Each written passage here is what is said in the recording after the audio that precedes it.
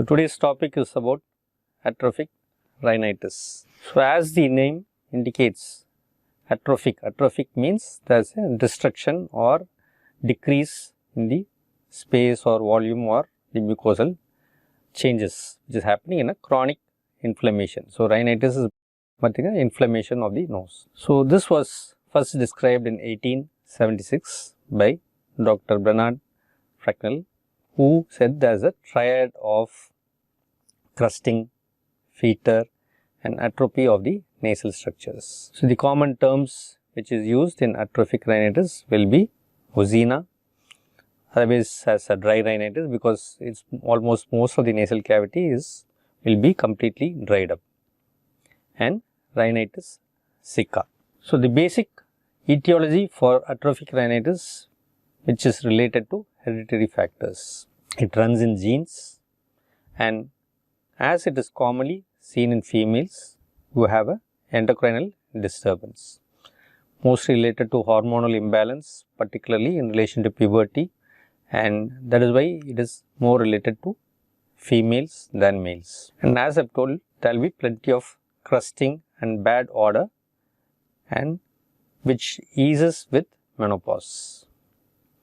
In racial factors, commonly it is related to white races are more susceptible, and most of the times it is related to nutritional deficiency, particularly to deficiency of vitamin A or D or iron, and some dietary factors supplement which is related to the nutritional deficiency, which is more related to the atrophic rhinitis. The other probable causes can be etiological causes, could be due to infective causes like your Klebsiella oecina, which is commonly the related organism related to the atrophic rhinitis.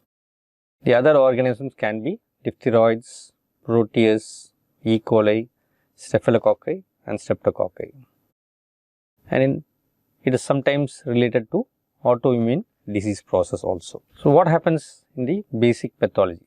The basic pathology is the normal healthy mucosa gets dried up. So, the ciliated columnar epithelium is replaced by a stratified squamous epithelium. As the epithelium gets changed, you have a destruction of the mucosal glands, which causes more dryness.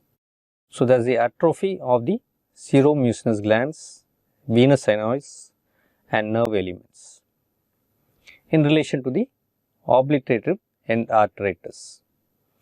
So, the bone of the turbinates get resorbed or gets shrunk, leading on to excessive roomy nasal cavity and causing more dryness. And sometimes you might have a sinuses which is small or a contracted antrum, and you have an end arteritis and a periarteritis of the terminal arterioles, which results in the chronic infection, which can be benefited by a vasodilator effect or by a estrogen therapy.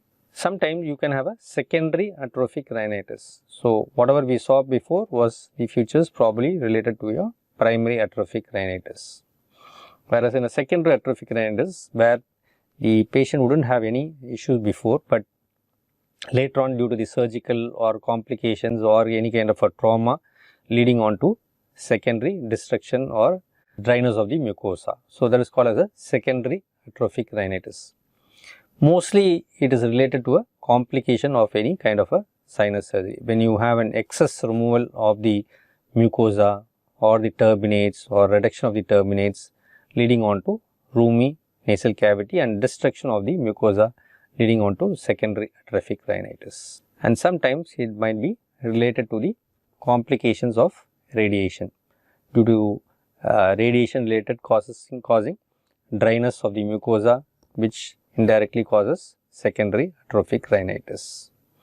As I told you, sometimes you can have a trauma where you can have an abnormal nasal contour leading on to secondary atrophic rhinitis. Very rarely it can be a sequelae of a granulomatous diseases like your sarcoidosis, leprosy, rhinoscleroma, and sometimes tuberculosis and syphilis. These are all 1% chances of causing a secondary atrophic rhinitis.